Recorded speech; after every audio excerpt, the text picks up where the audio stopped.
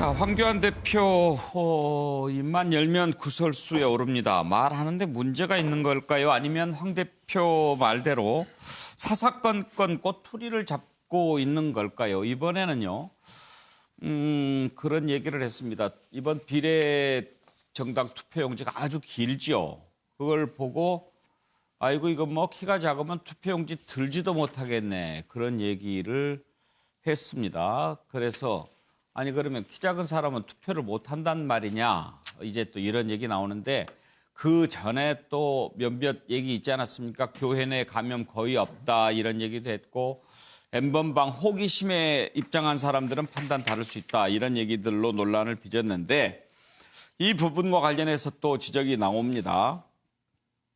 너무 좀 감수성이 부족한 거 아니냐, 눈높이가 좀 안 맞는 거 아니냐 이런 지적이 나오니까 왜 내가 얘기만 하면 그렇게 사사건건 꼬투리를 잡느냐. 환상의 허수아비 때리기에 혈안이 돼 있다. 적당히들 하십시오. 이렇게 얘기를 했는데요. 글쎄요. 어떻게 생각하세요? 한번 녹취 들어보겠습니다. 여러분, 비례정당 투표용지 보셨습니까? 아직은 뭐 잘 못 보셨지만 40개 정당이, 40여 개 정당이 쭉 나열되어 있어요. 그러니까 키 작은 사람은 이거 자기 손으로 들지도 못해요. 이런 정당 중에 어디를 뽑아야 될지 헷갈리게 돼버렸습니다. 완전히 선거가 코미디가 돼버렸어요. 황교안 미래통합당 대표가 어제 유세 중 뜬금없이 비례대표 투표용지의 길이를 언급하며 키 작은 사람은 자기 손으로 들지 못한다는 망언을 또 내뱉었습니다. 아무리 감추려고 해도 사람의 인격과 가치관은 드러나는 법인가 봅니다. 노골적으로 신체의 비하를 내뱉는 제1야당 대표라니 개탄 말고는 할 수 있는 것이 없습니다. 그야말로 황당무계입니다. 국민들은 상식을 지켜가며 정치를 두 눈 부릅뜨고 지켜보고 있는데 황교안 대표 같은 정치인들은 국민들의 시선에도 아랑곳 없이 저질스러운 수준을 노골적으로 드러내고 있습니다. 말 실수일까요? 괜한 트집잡기일까요? 정기환 평론가 어떻게 보십니까? 정의당 대변인께서 하시는 말씀 보니까 이제 좀 과도하게 비판은 하시는 것 같습니다. 무슨 키 작은 사람에 대해서 황교안 대표가 무슨 억한 심정이 있어서 하는 건 아닌 것 같고 이제 실수를 했죠. 또 감수성도 좀 부족했던 것 같고요. 다만 이제 황 대표 오늘 페이스북을 보니까 적당히들 하세요라는 이제 이 표현이 저는 매우 거슬렸습니다.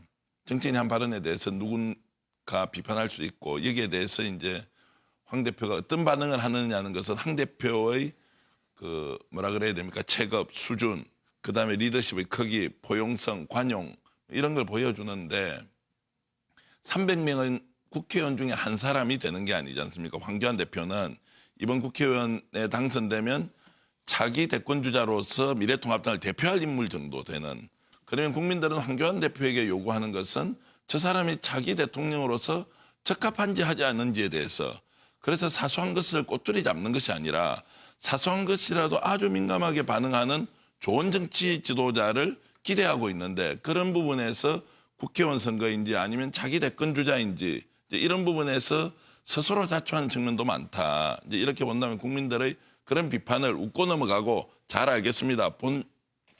본심은 그게 아니었습니다라고 끝내면 참 좋았을 것을 마치 정치적인 공박을 하기 위해서 누군가가 뭐 과도하게 한다 이렇게 좀 하면서 적당하게 하세요라고 했던 것은 조금 지나친 측면이 있었다 이렇게 봅니다. 예, 윤기찬 부위원장 의견을 들어볼까요? 저는 이제 페이스북에 쓴 글의 취지는 사실은 정부의 무능함이 분명히 있어서 현실적으로 여러 분야에 어려움이 있는데도 불구하고 이것들이 덮이고 있다. 그런데 다른 방향으로 자꾸만 시선을 돌리는 여러 가지 공격들이 오기 때문에 거기에 대한 불편함을 호소했던 것 같은데 예. 저도 마찬가지 생각을 갖고 있어요. 여기에 대한 반응은 사실은 지금 특히나 선거 기간이기 때문에 호소하는 입장이거든요. 감정을 드러내서 불평하는 것은 적절치 않다라고 생각이 되고 특히나 당대표의 신분도 같이 갖고 계시기 때문에 미래통합당 자체 반응으로 국민들은 볼 것이다. 그래서 이 부분은 다소 조금 감정적인 어떤 언사로 저도 보였다. 그래서 이 부분은 조금 자제를 하시는 게 좋겠다고 생각이 듭니다. 예. 자, 김종인 선대위원장의 발언도 수위가 갈수록 높아지고 있습니다. 한번 들어보실까요?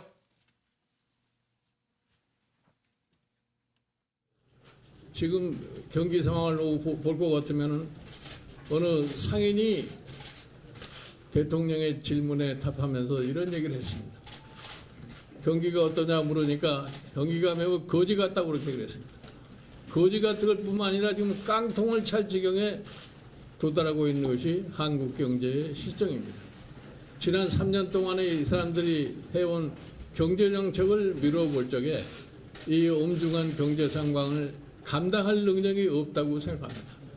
저는 단편적으로 얘기해서 이 정권은 무능하다고 생각합니다. 뭐를 가르쳐줘도 제대로 받아들이지 못합니다.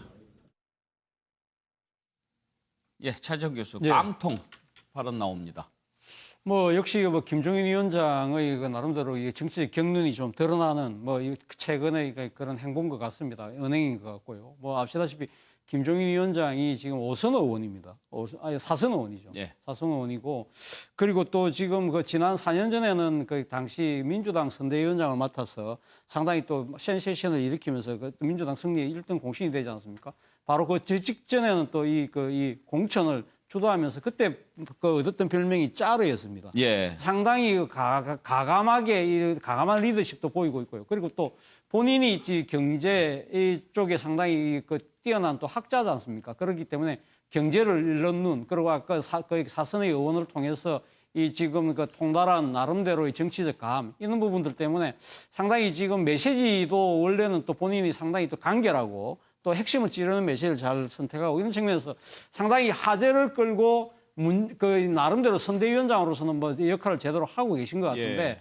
제가 생각해서 다만 아쉬운 부분은 두 가지인데요. 첫 번째는 지난 일요일 날 이야기했던 이 지금 긴급 재난 이거 구호 자금과 관련해서 지금 정부 예산을 줄여서 그러니까 아껴서 100조를 만들 수 있다는 부분에 대해서 구체적으로 어떻게 할 것인가 부분에 대한 구체성 그 부분이 좀 더 좀 뒷받침이 되었다고 한다면 이 대한정당으로서의 그런 모습을 좀 더 예. 확실히 나타내지 않았을까 하는 생각이 들고 또 하나는 지금 사실 이 미래통합당이 사실 지난 이 몇 년의 과정을 거쳐오면서 가장 큰 문제 중에 하나가 전임 정권의 탄핵을 유발했던 그런 국정 운영을 실패했던 그 부분에 있어서의 자기 반신과 혁신이 없었는데 이 부분에 대해서는 과연 지금 선대위원장이긴 하지만 우리는 이런 식으로 반성을 했다. 이런 모습으로 태어났다는 부분을 어떻게 유권자들에게 전달할 것인가. 이에 대한 나름대로 프로그램이나 메시지가 없다. 그런 부분들에 대해서 유권자들은 좀 냉혹하게 평가하지 않을까라는 생각도 해봤습니다.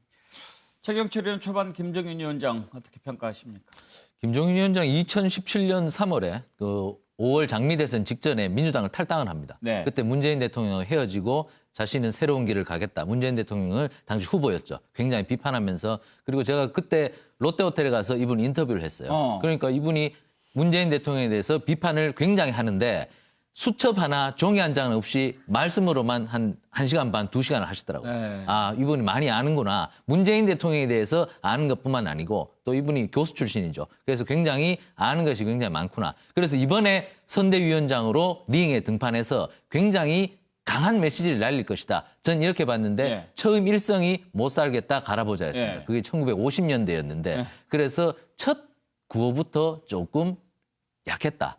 그러면서도 계속 강한 메시지가 별로 나오지 않고 했던 말 또 하고 별로 언론에 당장 김종인 위원장의 메시지가 별로 등장하지 않습니다. 왜냐하면 강한 메시지가 없다는 것이죠. 그러니까 준비가 별로 없었던 것 같아요. 이번 그 선거대책위원장으로 등판하시기 전에 얼마만큼 내가 이번 메시지에는 이런 것을 내겠다는 준비가 별로 없으셨고 그러다 보니 링에 너무 늦게 올라왔고 제가 볼 때는 그렇다면 처음부터 공천 과정에서 좀 더 개입을 했다면 새로운 메시지가 좀 더 많이 나오지 않았을까. 손혜원 의원하고 이분이 친하던데 손혜원 의원도 링에 너무 올라왔다. 너무 늦게 올라왔다. 이분의 재능과 능력은 잘 알고 있지만 결국 시간을 너무 많이 잡아먹었다. 이번 총선에서 미래통합당이 아쉬운 부분이 이런 것인 것 같습니다.